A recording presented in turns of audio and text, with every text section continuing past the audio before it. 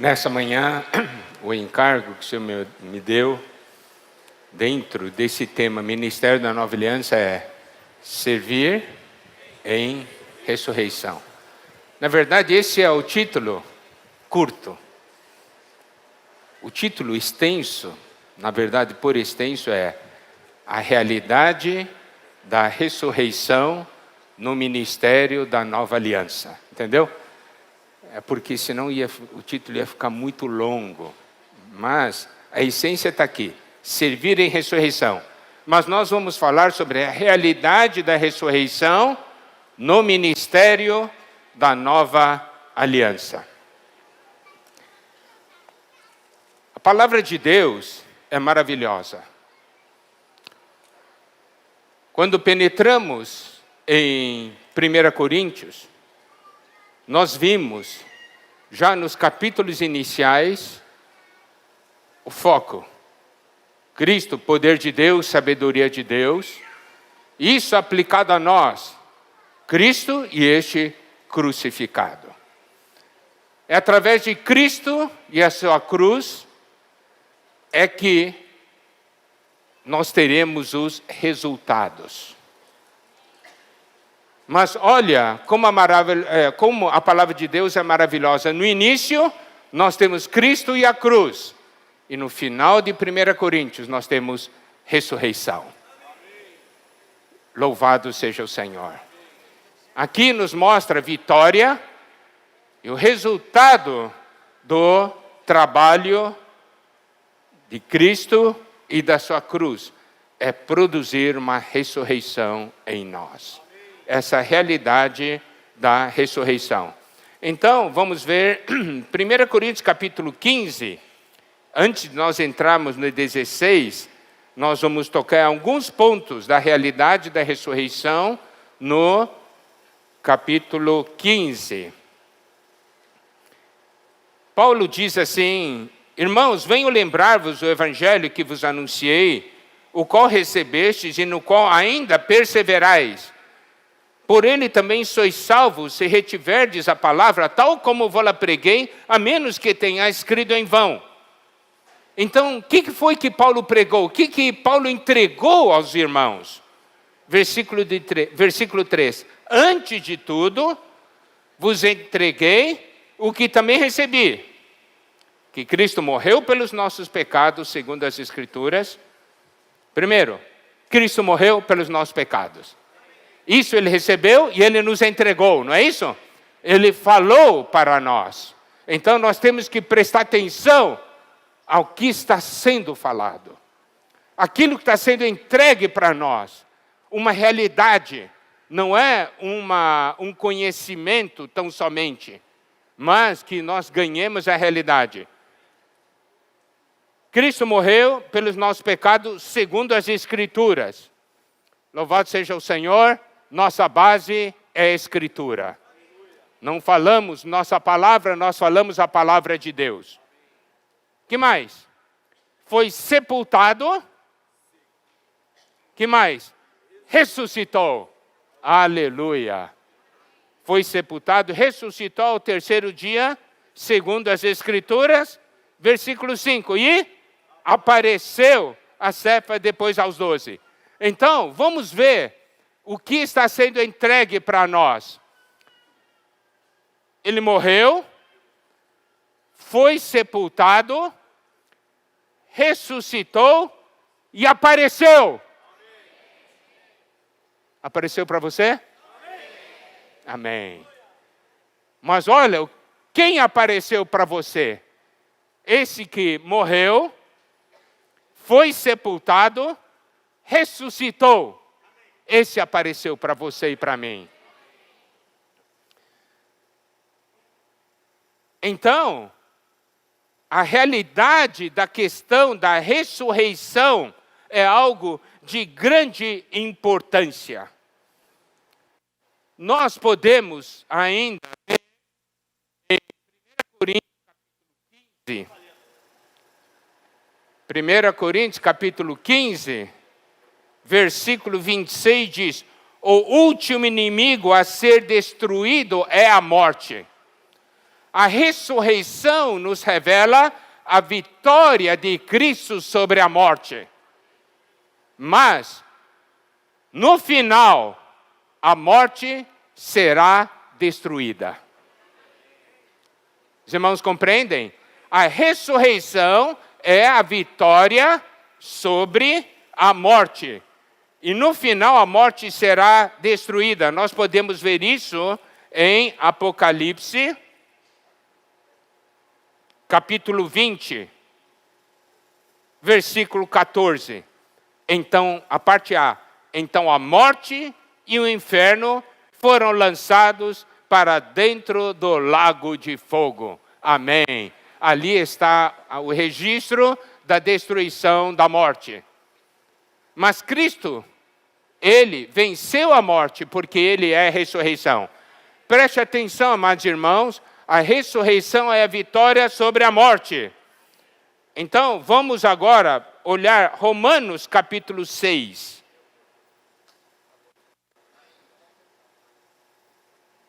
Romanos capítulo 6, versículo 4. Fomos, pois, sepultados com Ele na morte pelo batismo, para que, como Cristo foi ressuscitado dentre os mortos, pela glória do Pai, assim também andemos nós em novidade de vida. Porque se fomos unidos com Ele na semelhança da sua morte, certamente o seremos também na semelhança da sua ressurreição. Um ponto ainda a mais que nós precisamos ler é o versículo 13. Nem ofereçais cada um os membros do seu corpo ao pecado como instrumentos de iniquidade, mas oferecei-vos a Deus como ressurretos dentre os mortos, e os vossos membros a Deus como instrumentos de justiça. Amados irmãos, eu sinto que todos nós temos um conhecimento bastante bom a respeito de nós termos morrido com Cristo. Mas nós precisamos conhecer o que é nós ressuscitarmos com Ele. Certo? A gente ouve um testemunho de irmãos, irmão, naquela situação eu morri. Amém. Mas eu escuto pouco irmãos dando testemunho. Irmãos, eu ressuscitei.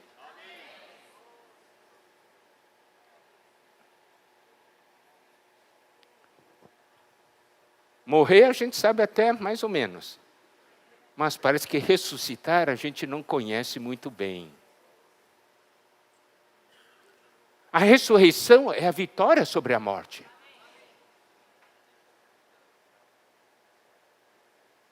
Nós precisamos compreender algo.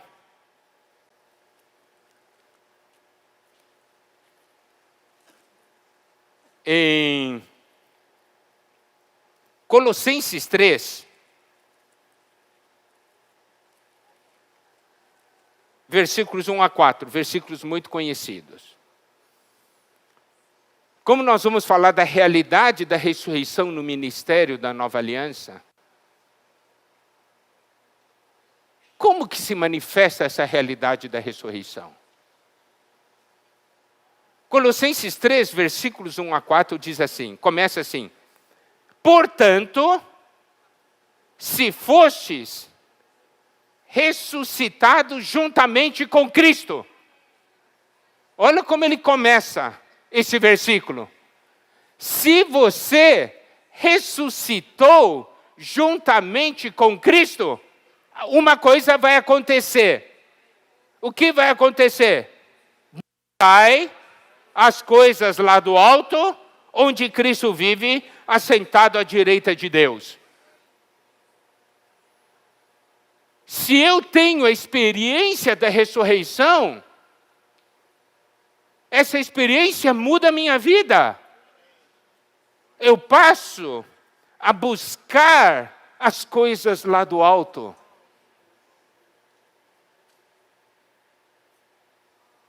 Então, Qual é o grau da nossa experiência de ressurreição? É muito simples.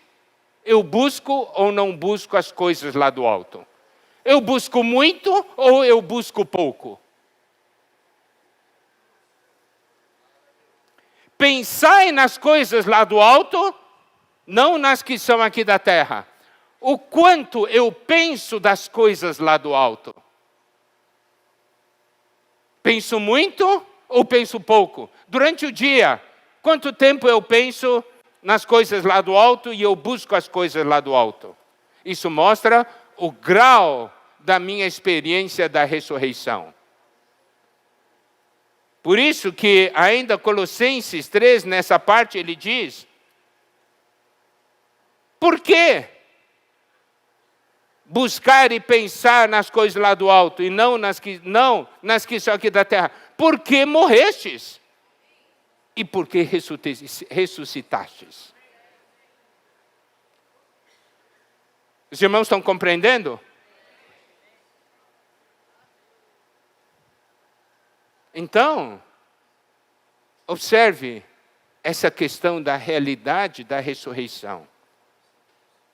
Nós vamos ver ainda o efeito da ressurreição em nossas vidas, o efeito da transferência. Nós vamos ver daqui a pouquinho. 2 Pedro, capítulo 1.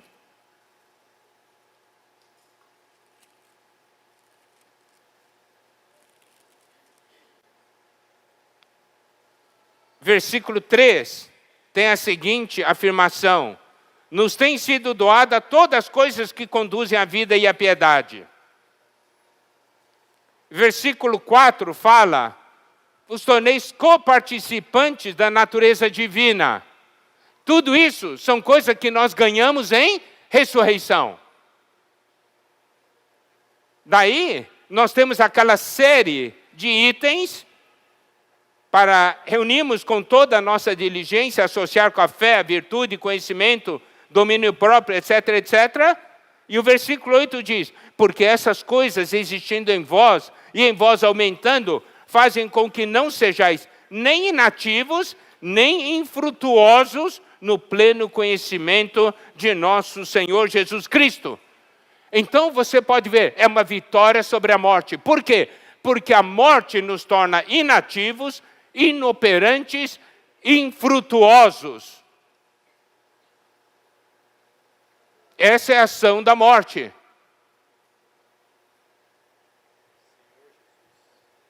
Mas, se eu experimento a ressurreição, eu me torno ativo. A morte não é para paralisar uma pessoa. Por isso que, olha só, quando nós estudamos Romanos, a lei do Espírito da vida, nos livrou da lei do pecado e da morte. O que é essa lei do pecado e da morte? A lei do pecado toca que aspecto? A lei do pecado nos faz fazer o que nós não devemos fazer. Isso é a lei do pecado.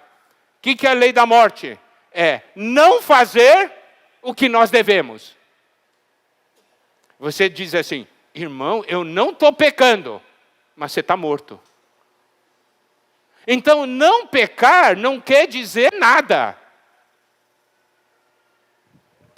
Irmão, eu vivo uma vida sem pecado muito tranquilo. Mas você não está fazendo nada, você está debaixo da morte. A ressurreição não aparece na sua vida.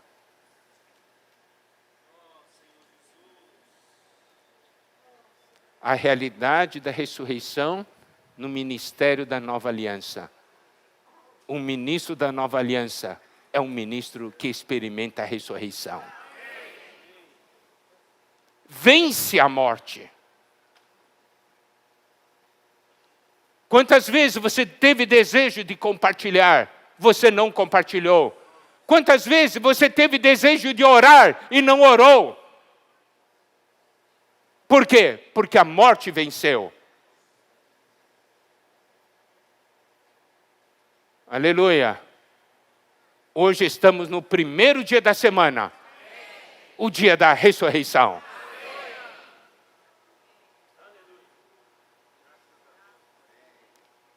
E nós partimos o pão no primeiro dia da semana.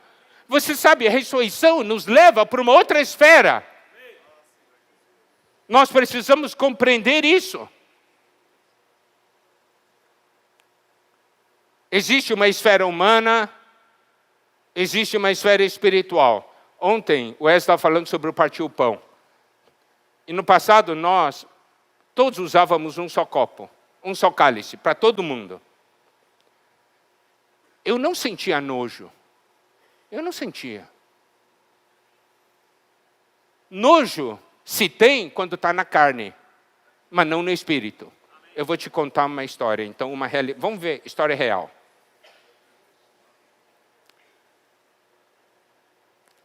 Você está aqui, digamos, você é um homem, e tem uma mulher que usou talheres e copos. Uma mulher que você não conhece. Você usaria os talheres e o copo dessa mulher? Usaria ou não usaria? Não. Mas um dia, pelo arranjo soberano de Deus, vocês foram levados a conhecer um ao outro. Um foi preparado por outro e casaram. Agora, essa mesma mulher está aí. Usa os talheres e o copo. Você usa ou não usa? Ué. É a mesma mulher e é você ainda. Por que antes você tinha nojo e hoje não tem mais nojo? Ah, porque nós somos um casal. Porque nós nos amamos. Ah, porque somos uma família. Uma coisa que seu menino tomou, você pega e toma, não é? Uma família, dentro da família, você usa algo em comum, não tem nojo. Mas alguém de fora você tem. Nós somos ou não somos família de Deus? É do meu irmão. Numa boa. Você foi levado por uma esfera de ressurreição, entendeu? Por uma realidade espiritual. Olha a maneira diferente de você ver. E nós não tínhamos nojo, não. Eu não tinha nojo nenhum. Podia passar. Uma vez eu estive no lugar, tinha uma irmã que tinha lepra. E ela tomou antes de mim. Isso é santificado pelo Senhor. Está vendo? Nós somos ou não somos irmãos? Nós somos de fato ou só de nome? Você considera irmão mesmo? Entende, irmãos? Eu estou trazendo um exemplo muito simples, numa realidade como da mesa do Senhor, para ver. Muitas vezes nós estamos numa esfera doutrinal e não tocamos a realidade.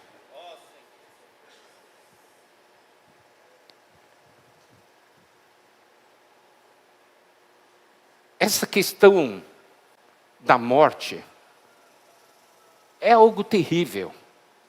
Você não sente porque não manifesta como pecado, entendeu? Mas paralisa você. Um membro paralisado, um membro morto no corpo. É isso que nós queremos ser? Não. Aleluia, pela ressurreição.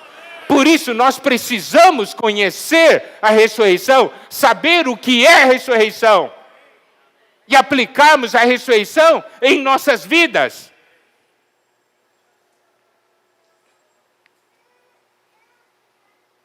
Nós podemos, dentro da obra da salvação completa de Deus, mostrar 3 períodos, assim como a salvação da nossa pessoa. Salvação no passado, no presente e no futuro, não é?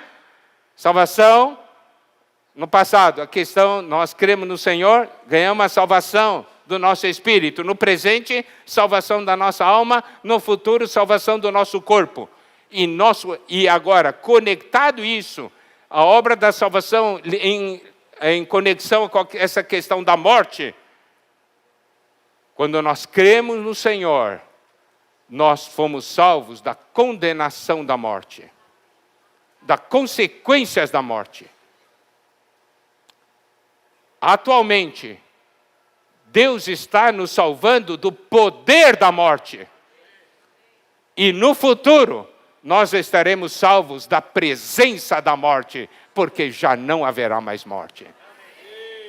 Lembre-se desses 3 itens. Hoje, o Senhor está nos salvando do poder da morte, porque a morte quer nos paralisar.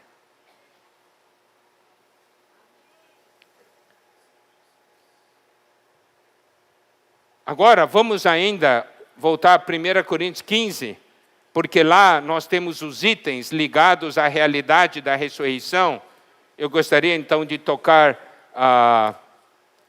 as coisas ligadas a isso. Então, aplicando essa questão da ressurreição a nós. Amém? 1 Coríntios 15, versículo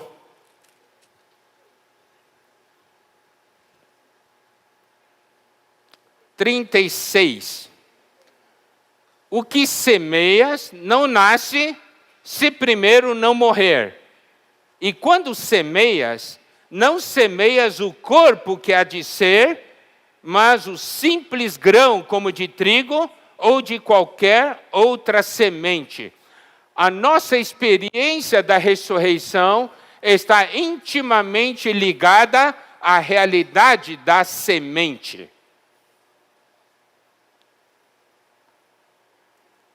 A verdade sobre a semente carrega a realidade da ressurreição. Nós podemos ver isso de uma maneira muito clara aqui.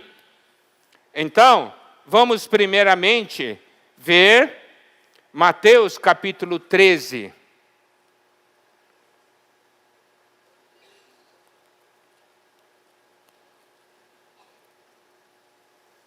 Mateus capítulo 13. Nós temos ali a parábola do semeador.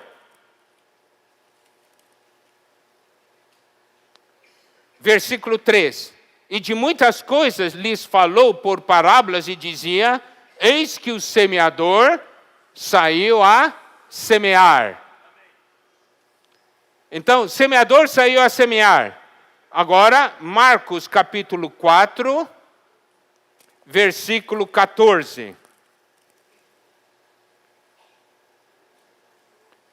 O semeador semeia a palavra. Amém? O semeador semeia a palavra. 1 Pedro capítulo 1, versículo 23.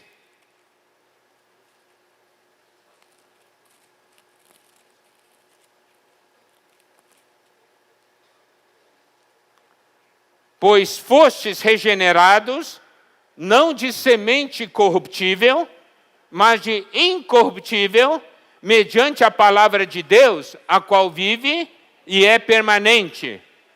Pois toda a carne é como a erva, e toda a sua glória como a flor da erva. Seca-se a erva e cai a sua flor. A palavra do Senhor, porém, permanece eternamente.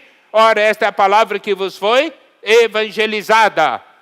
Então, a palavra de Deus é uma semente incorruptível. Foi essa palavra, essa semente foi semeada em nós. Quem recebeu essa semente, levanta a mão. Amém! Aleluia! Nós recebemos tal semente. E por essa semente nós ganhamos vida. Agora, vamos dar uma olhada em Mateus capítulo 13, versículo 24. Outra parábola lhes propôs, dizendo: o reino dos céus é semelhante a um homem que semeou boa semente no seu campo. Nós temos agora uma outra parábola, é a parábola do joio, que diz que então ele semeou uma boa semente. Na parábola do semeador, ele também saiu semeando a semente. Naquela parábola do semeador, a semente era a palavra de Deus. E aqui na parábola do joio, no versículo 24, diz que ele semeou a boa semente. E aí ele nos diz agora, no versículo 38, quando ele explica a parábola do joio, o Senhor diz: O campo é o mundo, a boa semente são os filhos do reino. E os joios são os filhos do maligno. Preste atenção. Ao receber a palavra de Deus como semente, nós nos tornamos uma semente. Uma boa semente. Quem recebeu a semente da palavra? Ok. Essa semente da palavra faz com que você se torne uma boa semente. Quem aqui é boa semente? Tá. Foi você que falou que é uma boa semente, né? Então, nós vamos ver o que tem que acontecer com uma semente. Tá? Foi você que falou.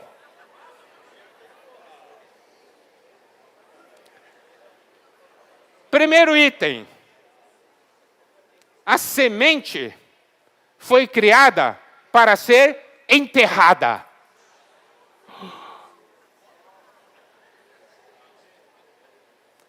O senhor vai cavar um buraco, vai jogar você lá dentro e colocar terra por cima. Não é um buraco assim, aberto, assim, jogou e ficou ali. Não, olhando, que céu bonito.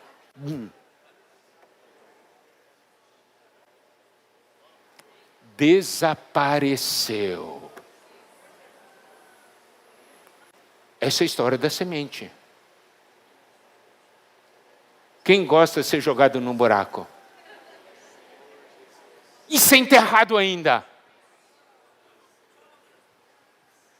Ué, você diz que você é semente? Esse é seu destino. Se uma semente não for enterrada, não serve para nada. Quem já se sentiu enterrado, levanta a mão. Bom sinal. Porque mostra que Deus cavocou o buraco e jogou você lá dentro e colocou terra por cima. Bom sinal. Mas quem já reclamou de estar no buraco, levanta a mão. Eu levanto até as duas mãos. Eu vou dizer uma coisa, porque nós não compreendemos. Entende? É porque nós não compreendemos.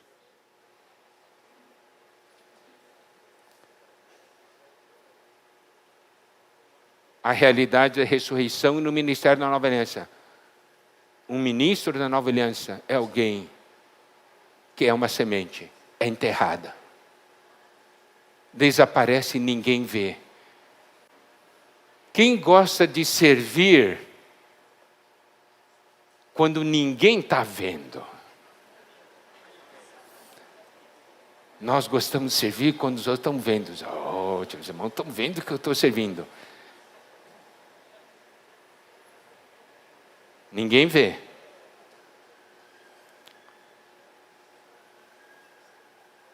Então a semente foi destinada para morrer. Não tem? A semente não tem que morrer?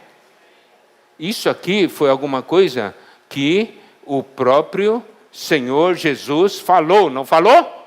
João 12, 24. Em verdade vos digo, se o grande trigo caindo na terra não morrer, fica ali só.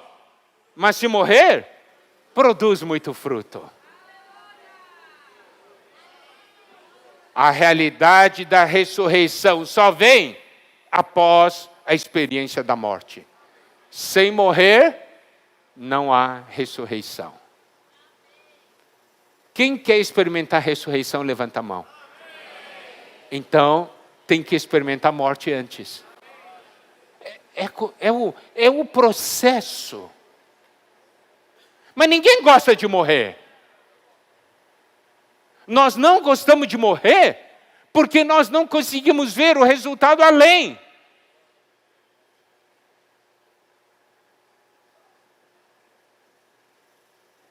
Tá, esse é o primeiro aspecto da semente. Segundo aspecto, a semente é cheia de vida. Qual que é a diferença entre enterrar e semear? Por exemplo, eu pego esse copo, cavo um buraco, ponho no chão e eu ponho terra por cima. O que eu fiz? Enterrei o copo. Eu pego um grão de milho cheio de vida, faço um buraco, coloco no chão e cubro de terra. O que eu fiz? Semeei. Está vendo? Para nós não é enterro, é semeadura. Por quê? Porque nós temos vida. Então, característica de uma semente, cheia de vida.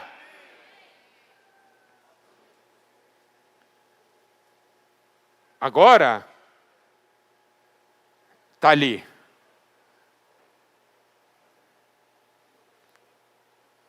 Você tem que ser alguém que saiba se encher de vida. Orando, cantando, invocando. Entendeu? Isso é muito importante, estar cheio de vida. Por quê? Porque é estando cheio de vida que você vai começar então você morre, surge a vida, nessa vida nova, e começa então a romper os obstáculos. E porque é cheio de vida, consegue vencer os problemas. Como é que sai do buraco? Não é porque alguém cavocou e tirou você de lá. Você rompeu a camada de terra que tinha por cima. Não é? Isso que é semear. A vida que nós ganhamos é uma vida de ressurreição. É uma vida capaz de vencer os obstáculos.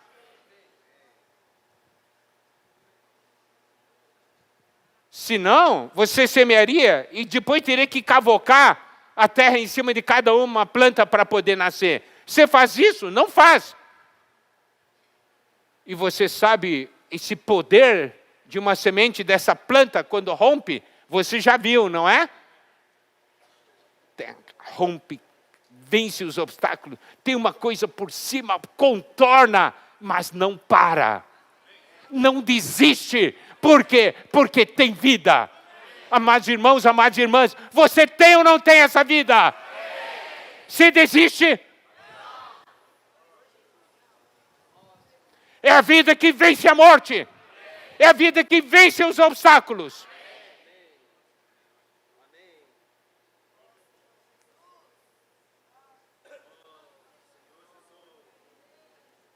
Não somente cresce, ele sabe crescer, sabe vencer o ambiente hostil.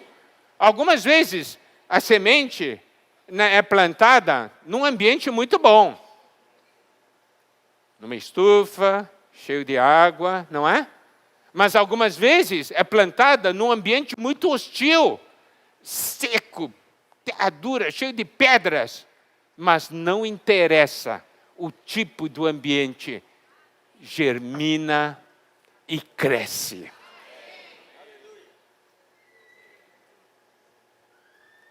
E dá fruto. A semente tem um propósito, é frutificar.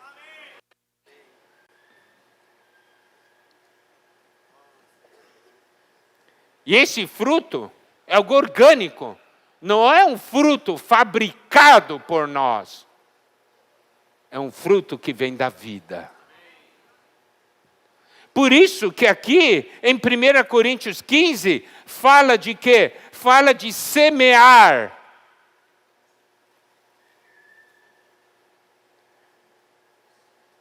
Eu quero que os irmãos prestem atenção em Gênesis 1.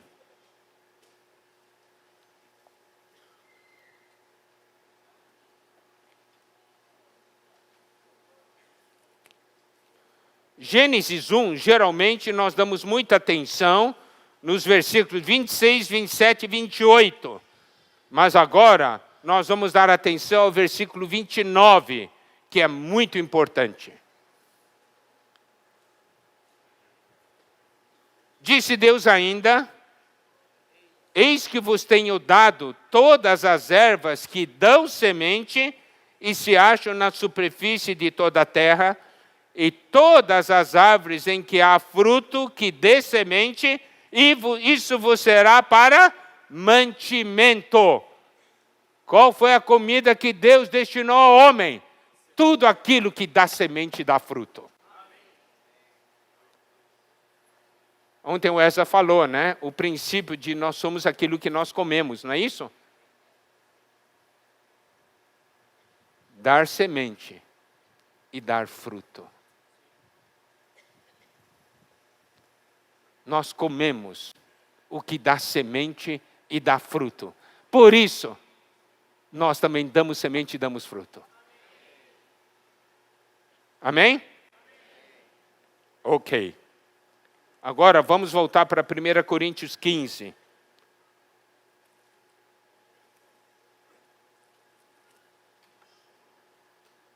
Versículo 37. Aqui tem uma visão muito importante. Quando semeias, não semeias o corpo que há de ser, mas o simples grão, como de trigo ou de qualquer outra semente. E aí depois ele fala de uma série de pontos. No versículo 42, ele diz: pois assim também é a ressurreição dos mortos. Estou aqui aplicando os princípios da ressurreição. Semeia-se o corpo na corrupção, ressuscita na incorrupção. Semeia-se em desonra, ressuscita em glória. Semeia-se em fraqueza, ressuscita em poder. Semeia-se o corpo natural, ressuscita espiritual. Então, significa o quê? Primeiro, algo tem que morrer para algo novo surgir.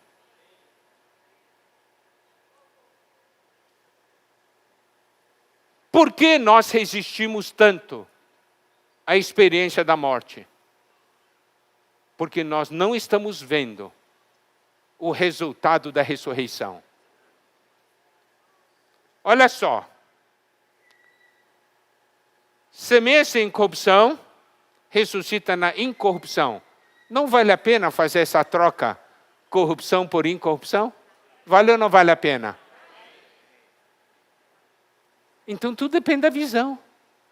Ou nós queremos estar agarrados, queremos agarrar a corrupção, quando Deus quer nos dar a incorrupção.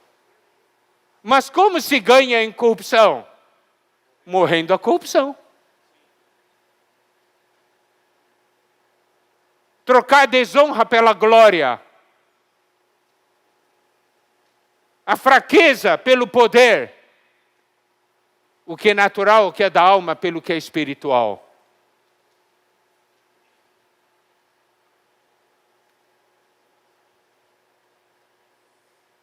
O que é da alma, pelo espírito. O que é natural, pelo espiritual. O que é terreno, pelo celestial. Não vale a pena trocar? Mas isso só vem se primeiro morrer.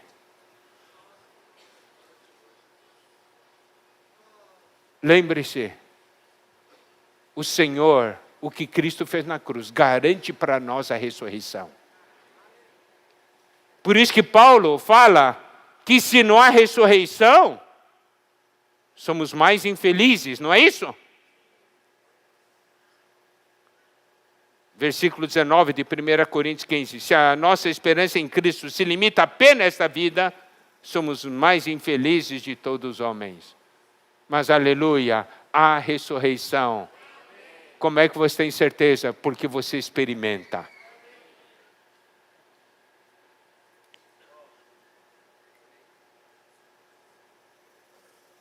Então, a ressurreição nos transfere para uma outra esfera. 1 Coríntios começa com Cristo e a cruz, termina com ressurreição. 2 Coríntios começa com experiência de morte e ressurreição. O final de 1 Coríntios é o início de 2 Coríntios. Nós não vamos entrar em 2 Coríntios, só estou dando essa conexão. Você não está alegre porque existe a ressurreição? Que nossos testemunhos possam avançar. Não é só eu morri, eu ressuscitei! Fui transformado, hoje sou nova pessoa.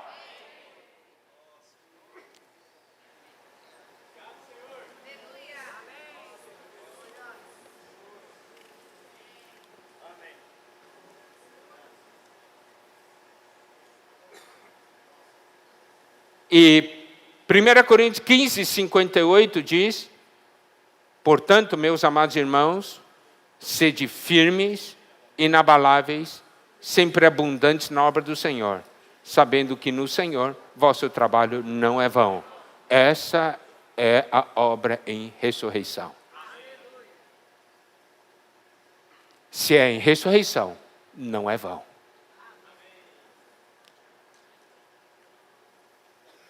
A luta é brava, é firme, porque é a questão de ser semente, né? Mas devemos ser firmes, inabaláveis e abundantes na obra do Senhor. Que no Senhor nosso trabalho não é vão. Então, agora, depois de ter falado sobre essa realidade da ressurreição, entramos em 1 Coríntios 16. E 1 Coríntios 16 começa com a questão da coleta para os santos, começa com a questão da oferta. Então, a primeira salvação que nos mostra que a ressurreição nos traz é nós sermos libertos do poder das riquezas de Mamon. Nosso apego a essa terra. O apego ao que é físico. Por isso que Colossenses 3:1 diz: se nós ressuscitamos, nós buscamos e pensamos nas coisas lá do alto e não o que é aqui da terra. Se eu penso o que aqui da terra, no que é aqui da terra, meu pensamento é: o que eu vou ganhar com isso? Se eu penso nas coisas lá do alto, meu pensamento é diferente. Meu pensamento é: o que o Senhor vai ganhar com isso? Você vê a diferença? Então, um ministro da Nova Aliança, quando ele faz, ele não fica pensando: o que eu vou ganhar com isso? Tanto que, naquelas mensagens anteriores, nos foi mostrado, o Esdras falou, Paulo, como apóstolo, indo pregando os lugares, não tinha direitos? Tinha. Ele usou esses direitos? Não. Ele serviu como escravo. Por quê? Porque ele não olhava o que eu vou ganhar com isso. Ele olhava o que o Senhor vai ganhar com isso.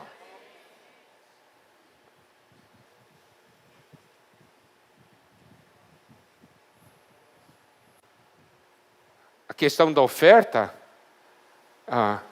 se eu der, eu estou perdendo. Não é? Essa é a visão humana. Mas a visão correta é: se eu der, o Senhor está ganhando. E se o Senhor está ganhando, eu estou ganhando. Porque meu destino está ligado ao Senhor. Meu destino não está ligado a essa terra.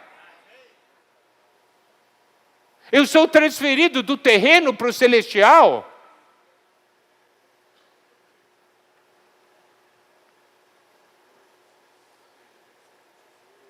Aleluia, porque no versículo 2 de 1 Coríntios 16 diz: no primeiro dia da semana, no dia da ressurreição, eu ponho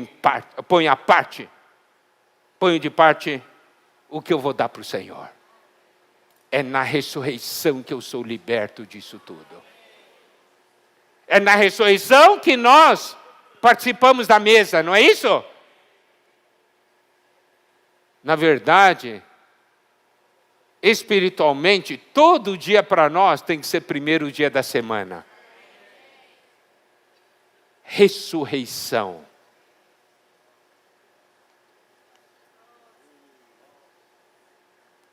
Vamos ver um pouco a respeito do serviço de Paulo, nesse 1 Coríntios 16, que é um serviço em ressurreição. Eu vou só ler agora versículos 5 até 9. Irei ter convosco por ocasião da minha passagem pela Macedônia, porque devo percorrer a Macedônia, e bem pode ser que convosco me demore, ou mesmo passe o inverno, para que me encaminheis nas viagens que eu tenha de fazer. Preste atenção, que comunhão gostosa, que palavras gostosas estão aqui. Porque não quero agora ver-vos apenas de passagem, pois espero permanecer convosco algum tempo, se o Senhor permitir. Olha só o sentimento, eu não quero estar de passagem, quero passar um tempo com vocês. Isso é desfrute do corpo, O desfrute com os irmãos. Ficarei, porém, em Éfeso até o Pentecostes. 9. Porque uma porta grande e oportuna para o trabalho se me abriu, e há muitos adversários. Preste atenção agora ligado à questão da obra e do serviço. Aqui diz assim, uma porta grande e oportuna para o trabalho se me abriu. Paulo sabia muito bem que quem abre as portas é o Senhor, e não é ele. Por isso, um serviço em ressurreição, no ministério da Nova Aliança, consegue ver a ação do Senhor todos os dias e todas as oportunidades. Eu quero que os irmãos vejam as coisas sob esse ângulo.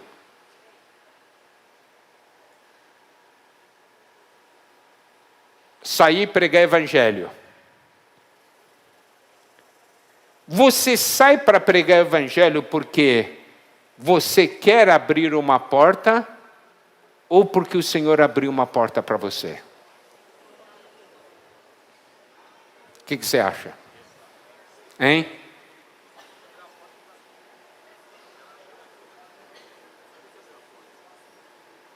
Digamos, os irmãos marcam, nós vamos sair, fazer evangelização dinâmica. Vamos orar pelas pessoas.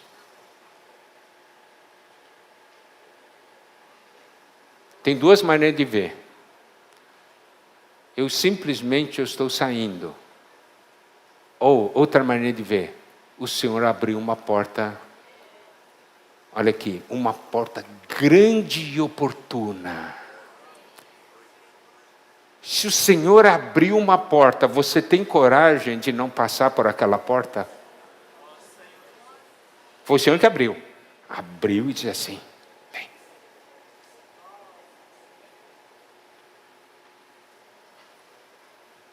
Você tem coragem? Não, Senhor, o que é isso?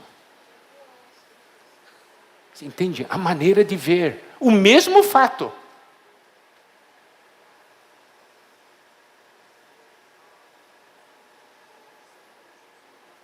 Daí você vai, você ora por alguém, e esse alguém chora, essa pessoa chora e diz, obrigado. Não é a confirmação de que foi o Senhor quem abriu essa porta?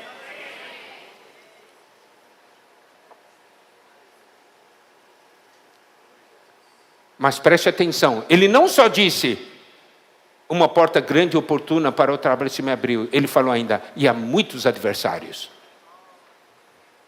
E quem é o maior adversário? Satanás. Não, Satanás significa adversário. Há muitos adversários. Agora, você olha para os adversários ou olha para a porta? Hein? Se você é semente, você não tem medo. Você olha para a porta. Tem uma coisa na frente, eu contorno. Fica na frente, vou romper.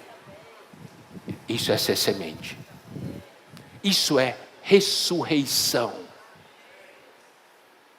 Isso é ressurreição no aspecto prático. Irmãos, eu estou dizendo uma coisa para vocês. o Senhor está abrindo portas. Amém? Uma notícia adicional.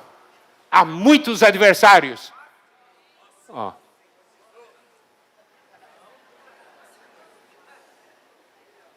Vai murchar?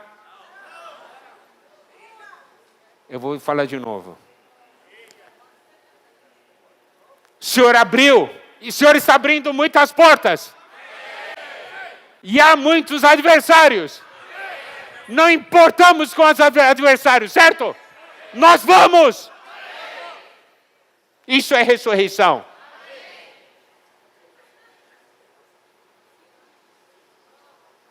Isso é ressurreição.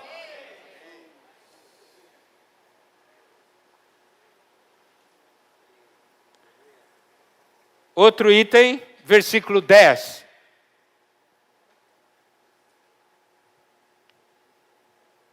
Se Timóteo for, vede que esteja sem receio entre vós, porque trabalha na obra do Senhor, como também eu. Olha só, a igreja em Corinto, cheio de caras que sabe um monte de filosofia, que sabe de tudo, né? Daquelas coisas todas. E chega um jovem chamado Timóteo no meio daquelas pessoas. Dá ou não dá medo? Dá ou não dá frio na barriga? Se falarem para você, irmãos, tem uma igreja, olha, os irmãos lá são complicados. Põe complicado nisso. Sabem de tudo. Discutem teologia até o mais elevado grau. Conhece de cor e salteado a Bíblia. E agora, Lucas, queremos enviá-lo para ajudar esses irmãos. São tudo irmãos entre 50 e 60 anos.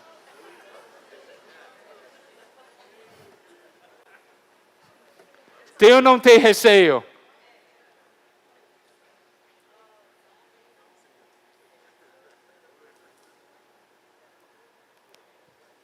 Preste atenção, Paulo então fala para a igreja em Corinto. Quero que vocês estejam numa outra esfera. Na esfera de Cristo crucificado e na esfera da ressurreição.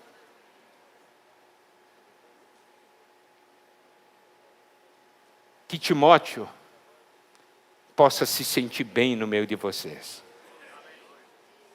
Por quê? Ele trabalha na obra do Senhor, como também eu. Ele não está fazendo a obra dele.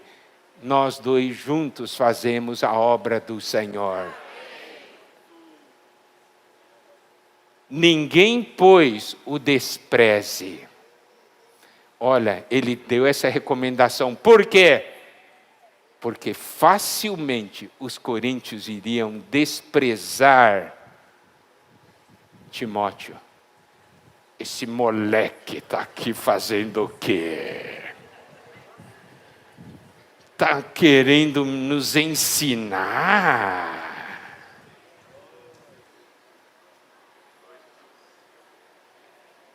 Isso é a esfera da carne. Mas se estiver no Espírito, assim, aqui tem um jovem que pode me ajudar. Aqui tem um jovem que trabalha na obra do Senhor. Porque ele trabalha na obra do Senhor, merece todo o respeito.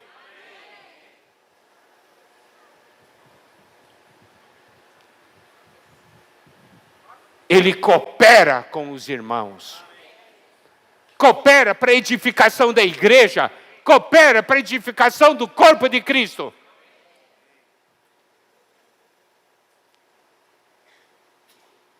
Então, Paulo dá uma recomendação para a igreja em Corinto. Para que realmente Timóteo possa desempenhar a sua função. Cumprir a missão que Deus lhe havia dado em Corinto. Entendeu? Em ressurreição, nós respeitamos cada irmão, cada irmã. Não julgamos segundo a carne, não julgamos segundo a idade, não julgamos segundo o conhecimento. Se está no Espírito, se é um ministro da nova aliança, é bem-vindo. Porque vai dar vida para nós. Pode ser novo. Aleluia. Ele tem a porção dele.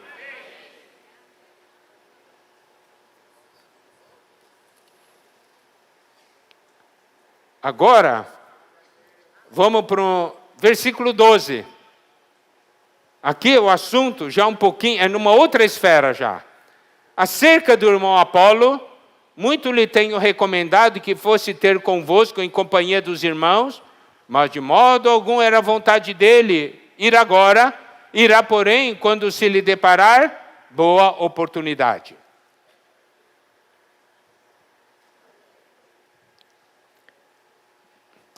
Eu amo muito esse versículo. Desde a minha juventude, aprendendo com os irmãos à nossa frente, eu aprendi a gostar desse versículo.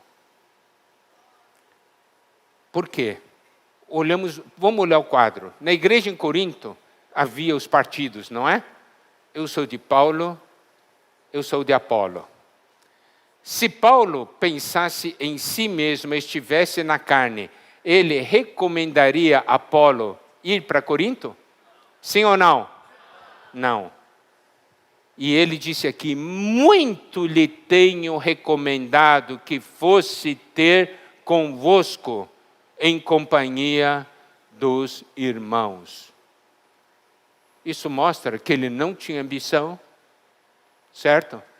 Que Apolo não era inimigo dele, ele não tinha uma competição com Apolo, tanto que ele recomenda que Apolo vá.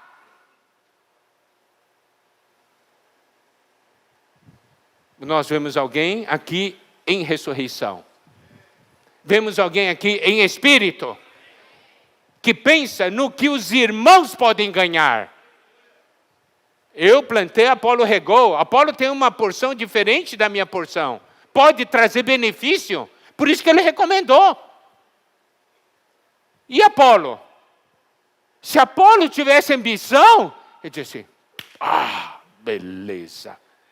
Agora sim, chegou a minha oportunidade. Foi o Paulo que me convidou. Paulo que falou. Agora sim, eu vou chegar lá, eu vou trabalhar, vou ganhar muitos para mim. Na carne, uma pessoa ambição pensaria assim, não é verdade? Mas Apolo aceitou ir? Não. Mostra claramente que ele não tinha ambição.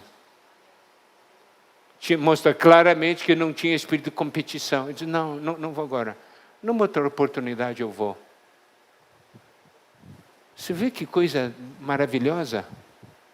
Mesma coisa, dois irmãos cooperando. Se estão competindo, não, eu vou. Não, é minha vez. Não, é minha vez. Foi 2 vezes. Não, é minha vez. Isso é competição. Cooperação é, vai você dessa vez. Os irmãos precisam muito da sua parte. Não, eu já falei demais lá, vai você. Não, vai você. É o contrário. Mas alguém tem que ir, não pode ser também muito polido, né? Sabe que existe uma história, né, folclore na China, de que uma mulher estava grávida de gêmeos e chegou na hora do parto e nada. E aquilo demorou. E quando deu o parto, nasceram 2 velhinhos. Por quê? Porque o que estava lá dentro disse, você primeiro. Não, você primeiro. Não ficaram assim por tantos anos, entendeu? Não pode ser assim também, né? Não pode ser assim também. Precisa de comunhão e cooperação. Mas aqui ele diz assim, mas de modo algum era vontade dele ir agora. E irá, porém, quando se lhe deparar boa oportunidade. Depois, numa outra oportunidade eu vou. Está vendo? Agora, nós sabemos que em ressurreição, levando adiante esse serviço ao Senhor, esse ministério da Nova Aliança, sempre haverá adversários, haverá oposição. Por isso, no versículo 13, ele diz assim: sede vigilantes, vigiem. Irmãos, esse aspecto, vigiar, é muito importante. Vigiar significa que está atento para o que está acontecendo. Seja contra o inimigo, seja observando oportunidades. Entendeu? Quando Paulo disse porque uma porta grande e oportuna para o trabalho se me abriu, ele viu ali uma oportunidade. Nós temos que ser vigilantes, porque nós temos que identificar oportunidades. Por exemplo, pregação do evangelho. Uma pessoa chega do seu lado e diz assim: sabe de uma coisa, hoje estou muito deprimido, estou muito triste. E você diz assim: Senhor, me dá uma chance de pregar evangelho. E a pessoa diz assim: eu gostaria tanto de ouvir alguém me dar uma palavra de esperança. E você: oh Senhor, me dá uma chance de pregar evangelho. O cara do lado pedindo. Depois você vai embora, você não fala nada, diz assim: irmãos, hoje orei para o Senhor, me dá uma chance de pregar evangelho, e não aconteceu nada. Não é que não aconteceu, você não viu a oportunidade.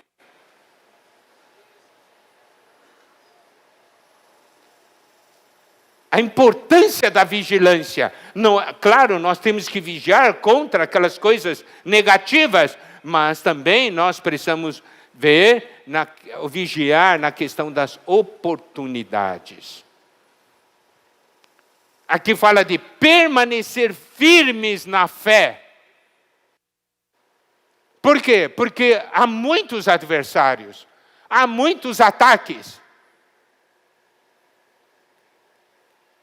Mas lembre-se, a vitória é nossa. A vitória é nossa.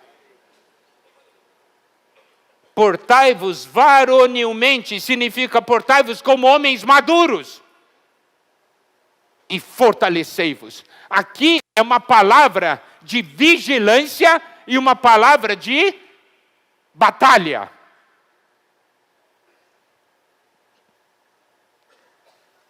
Podemos dizer que então nessa recomendação em ressurreição, nós temos vigia, nós estamos sempre em vigília, estamos vigilantes, prontos para agir, prontos para resistir, prontos para atuar. Mas tem o versículo 14, que é a complementação. Todos os vossos atos sejam feitos com amor. Para que o inimigo, essa vigilância, essa prontidão,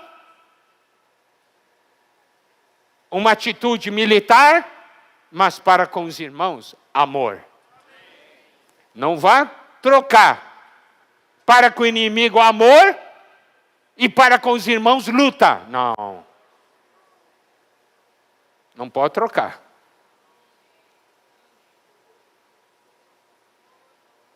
Então, quando você tem a realidade da ressurreição, você sabe quando que você está lutando contra o inimigo e quando você precisa ajudar o irmão. O irmão é seu inimigo? Então nós temos que saber como agir. O inimigo é nosso amigo? Não.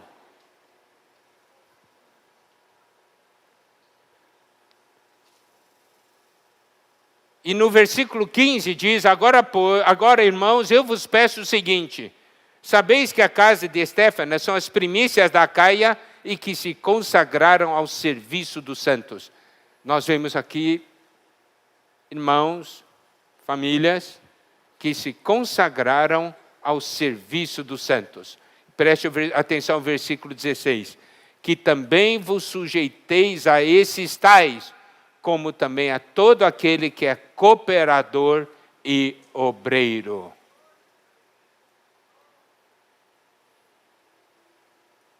Quem está fazendo a obra do Senhor, está fazendo por amor ao Senhor e por amor ao corpo de Cristo.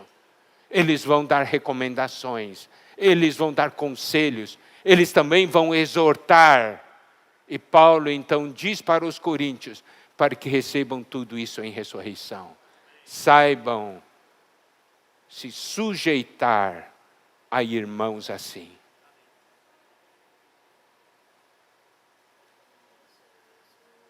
Tem aqueles que dizem, eu só obedeço a Cristo. Eu só me submeto a Cristo, não me submeto a homens. Quem fala isso está na carne. Quem fala isso não conhece o corpo de Cristo. Quem fala isso não conhece a si mesmo. E não conhece o Senhor. Por que eu digo que não conhece o Senhor? Quando o Senhor apareceu para Paulo, ele disse, quem és tu, Senhor? O Senhor disse, eu sou Jesus, a quem tu persegues. Daí diz assim, que farei, Senhor? O Senhor disse, você vai na cidade que eles vão falar para você o que você deve fazer. O Senhor respondeu, não. Está vendo? Esse que diz assim, eu só obedeço a Cristo. Ele não conhece. Se um dia Cristo aparecer para ele e dizer assim, Senhor, o que eu devo fazer? Vá perguntar para os irmãos. Ele precisa aprender essa lição. Porque está no corpo de Cristo. E isso é uma lição em ressurreição. Isso é a questão ligada a essa questão de submissão.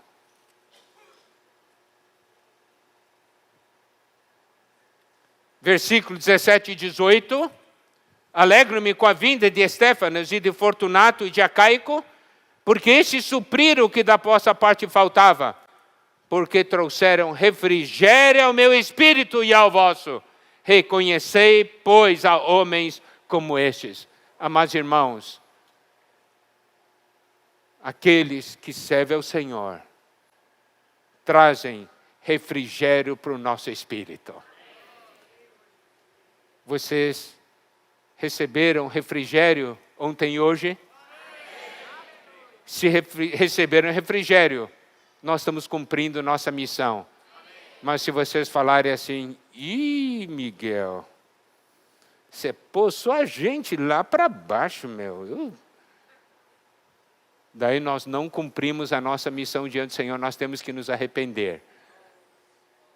Vocês estão tendo refrigério? Amém.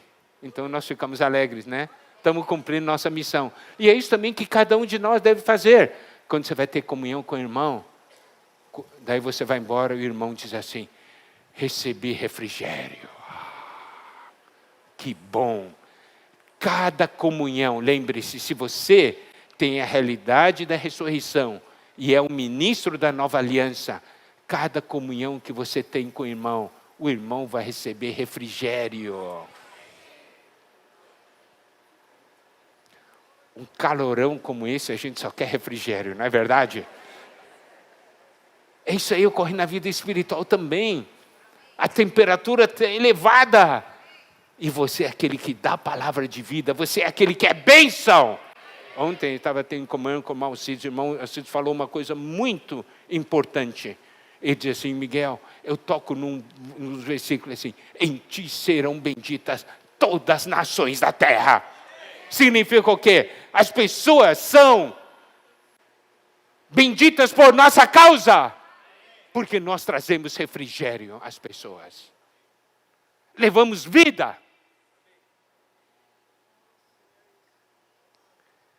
As igrejas da Ásia vos saúdam no Senhor, muito vos saúdam Áquila e Priscila, e bem assim a igreja que está na casa deles. Todos os irmãos vos saúdam, saudai-vos uns aos outros com ósculo santo. A saudação escrevo eu, Paulo, de próprio punho. Agora, versículo 22. Se alguém não ama o Senhor, seja anátema. Essa é uma palavra forte, não é? Se alguém não ama o Senhor, seja anátema. Vamos explicar um pouquinho essa palavra anátema. Essa palavra anátema tem vários significados. Um significado é, seja maldito, mas o significado original dessa palavra anátema vem ligado à questão da tradição judaica, é uma questão de uma disciplina. Na verdade, é você separar, seja colocado à parte para a destruição, seja colocado à parte para ficar assim por si só, por sua própria conta. Paulo, na verdade, está falando, se você não ama o Senhor, você vai ser colocado de lado. Não é porque o Senhor queira colocar você de lado, você que se coloca de lado. Você não ama o Senhor, você busca o Senhor? Sim ou não? Não, você não busca o Senhor. E se não busca o Senhor, você recebe esse suprimento do Senhor? Não, você mesmo se cortou, porque você não ama o Senhor. Os irmãos compreendem? Quem não ama o Senhor, seja colocado de lado, é isso aí mesmo. Por quê? Porque ele mesmo se coloca de lado, não ama o Senhor, não busca o Senhor.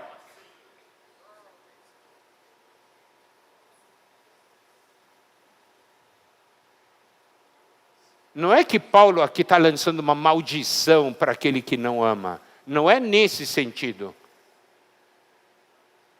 É colocado de lado. Seja colocado de lado. Por quê? Porque não amar o Senhor vai causar dano para o corpo. Vai levar as pessoas a amarem o mundo.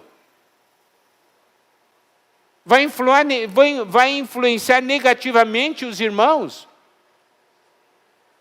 Tudo isso começa com não amar o Senhor.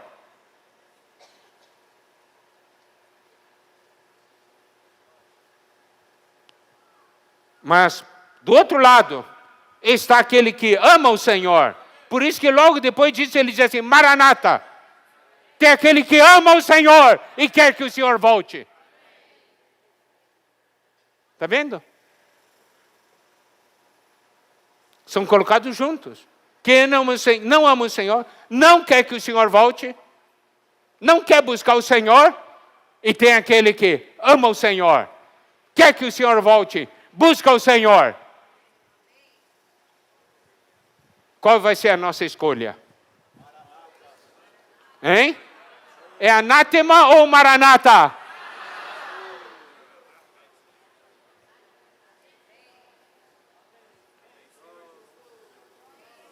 Daí ele, no versículo 23, a graça do Senhor Jesus seja convosco. Esse é o coração do apóstolo. Que a graça seja com cada irmão, cada irmã. Ninguém perca o desfrute de Cristo. E ele conclui, o meu amor seja com todos vós em Cristo Jesus. Essa é a única epístola que termina dessa maneira. O meu amor seja com todos vós. Paulo conclui dizendo uma coisa. Eu escrevi tudo isso, foi por amor. Eu usei palavras duras, foi por amor. Eu expus, foi por amor. Eu também consolei, e foi por amor. Eu falei, foi por amor.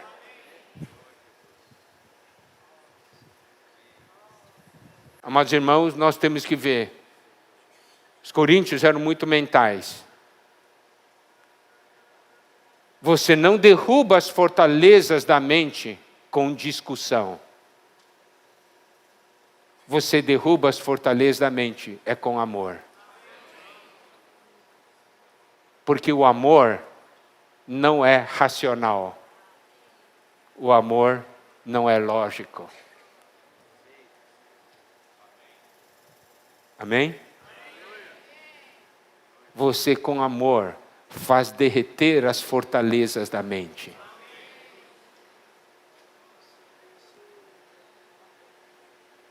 Paulo falou duro,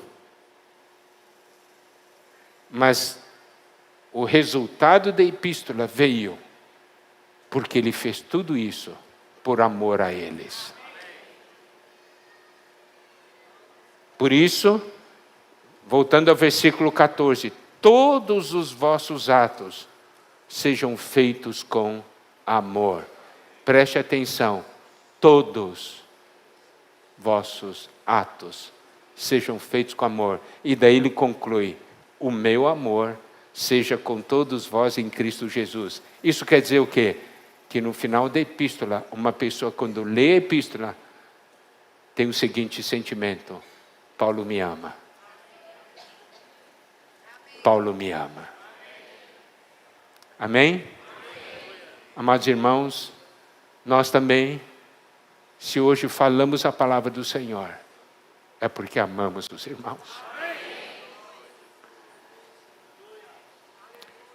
Porque a igreja é amada do Senhor. Como não amar o que Cristo ama? Como não amar um irmão, uma irmã que Cristo ama?